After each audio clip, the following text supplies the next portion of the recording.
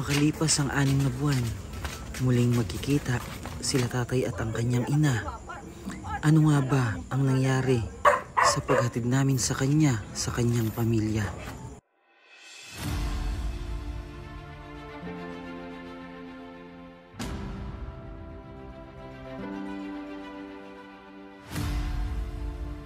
Natuwi na po si tatay, hatid po namin sa Bicol, ayun, sa kanyang pamilya. Siya po yung natagpuan natin noon na sobrang dumi sa ilalim ng tulay. At hatid na po natin sa kanyang pamilya. Pasutin mo siya nila si tatay. Yan. Oh. Suot na tayo, suot na chinelas. Ay, hatid po natin sa sa Napo. Napo Pulanggi Albay po. Tayo ha. Mahalin mo ang pamilya mo kasi huwag kang gagawa ng kung anong-ano para ka rin nila, alagaan. Ayun na doon si tatay. At makabiyahe na tayo pa Bicol. Ay, pasakay mo doon sa dito sa bandang likod.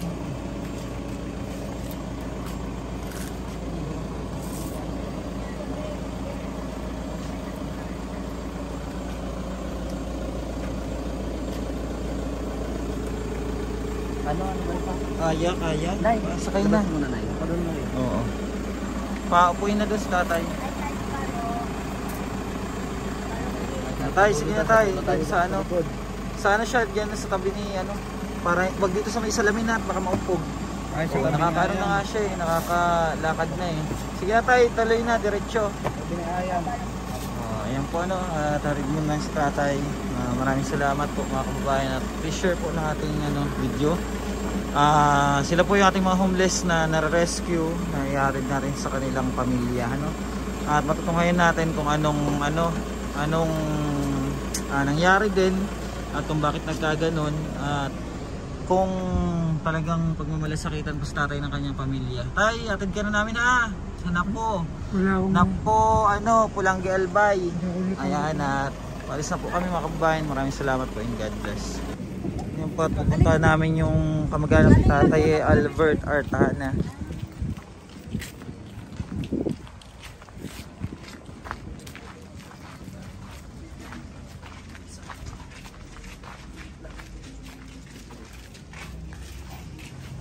Kasama sila nahihiya po. Mapuyat po. At mula po kami Laguna, pupunta po kami ng Bicol para sa pamilya ni tatay na ihatid siya. Ito pala yung bahay ni tatay. Ang laki.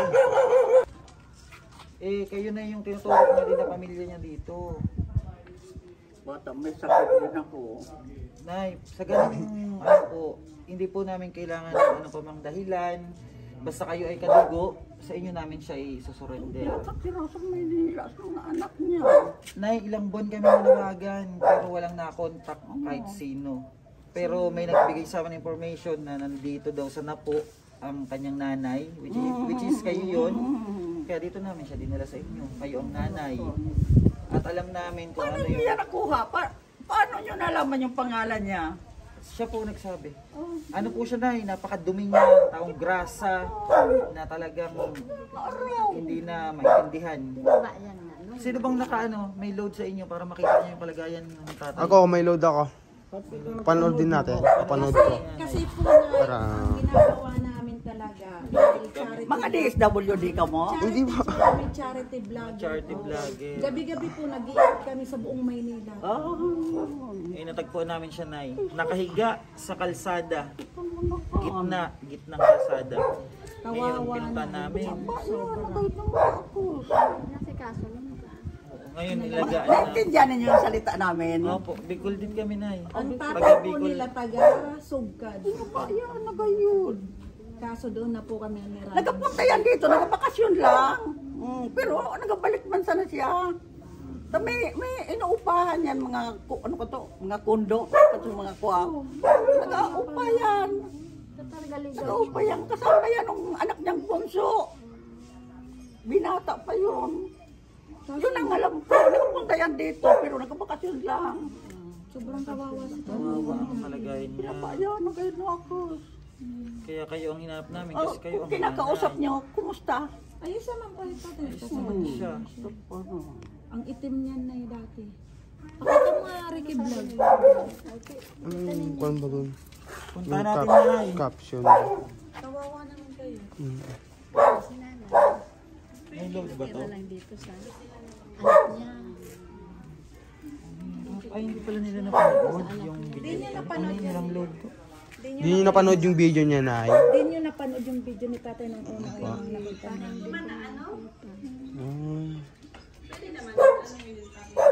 Sa anong kwan? Malintayin natin yung ano. Kasi kailangan talaga silang mag-ano kasi pamilya sila. Yung... Ay, namin yung pamilya. Oo. Yung ano ko, kasi matanda na. Hindi bata-bata pa kong anak. Pero may karapatan din tong umuwi dito dahil nanay siya. Kahit kinanay nakikitira. Connection pa rin niya yun. Anak niya yun. Kaanak ko. Hindi matasan ko. Mas matanda na yung sinakay kaysa kay nanay, no? Eh kasi nga nanirahan sa lansa.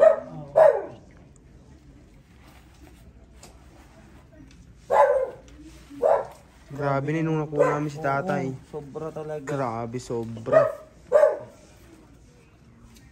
Ito siya oh. Ito siya na yun.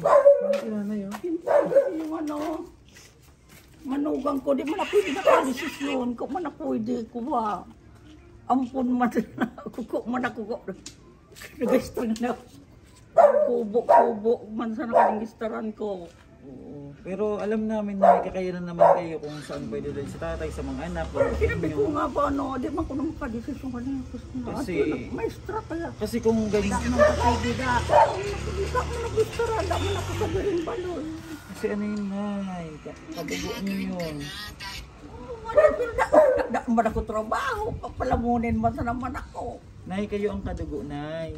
Kami, nay, tumulong Da man na ikan foundation na naestaran mo ni kan. Pero anong gagawin po namin? Kami ang mag-aalaga habang buhay si tatay?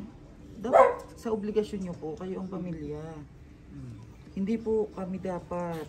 Kami ay tumulong. Ang pagkaaral ko ni kan mga akros, mga anak, O, ayan ang kalagayan niya, oh. mga anak. Labo. Uuwi daw yung asawa niya, nagwang ko. Tinawagan. Ayan ang kalagayan niya, oh. Talagang taong grasa siya. Ang hirap ng signal. Di man mo ito nakadesisyon ka din mag Uuwi ko na ka din magbabae. Tagal ng signal. Ayaw. Hindi pwede na gano'n.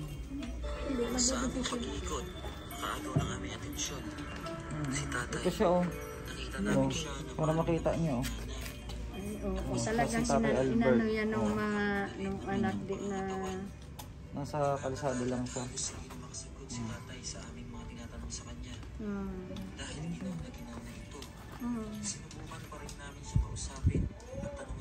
Pinaliguan pa namin yan. baka umalis siya doon sa anak niya tapos di na siya hindi na niya alam sa babalikan niya doon sa Maynila. Yung itsura niya, oh. Oh. Kawawa naman. Ay. Grabe yung ano niya. Ayun na.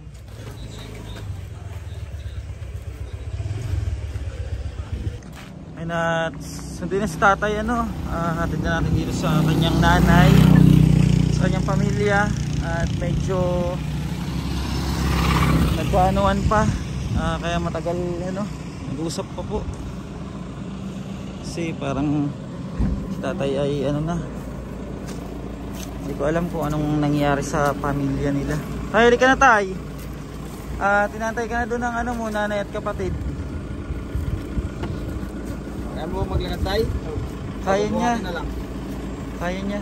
Kaya niya. Okay. Tara tayo. Nandun, tara na. Tara na. Ka na tay. Kasi ano, pasaway daw kayo, sabi ng kapatid nyo, ng nanay nyo. Diyan na pala kayo dati, umalis pa kayo. Bakit kasi umalis pa kayo, tay?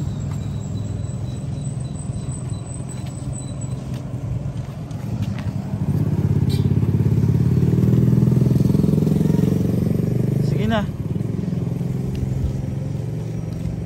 O ngayon, makalis pa kaya kayo? Ganyan yung kalagayan nyo?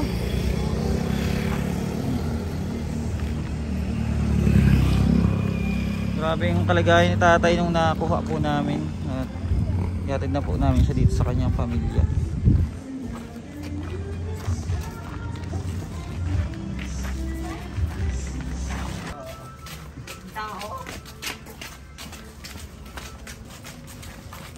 Ano po, at binuhat na nila kasi nahihirapan na si tatay maglakad.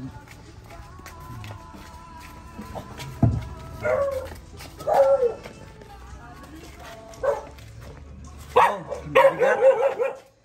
Bigat.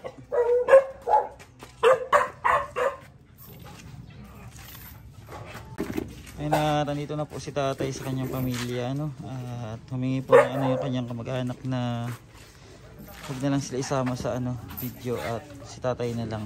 Ano? Ayun na si tatay ano, Albert. O tay, nandito ka na, huwag ka na maglayas-layas ha. Tay.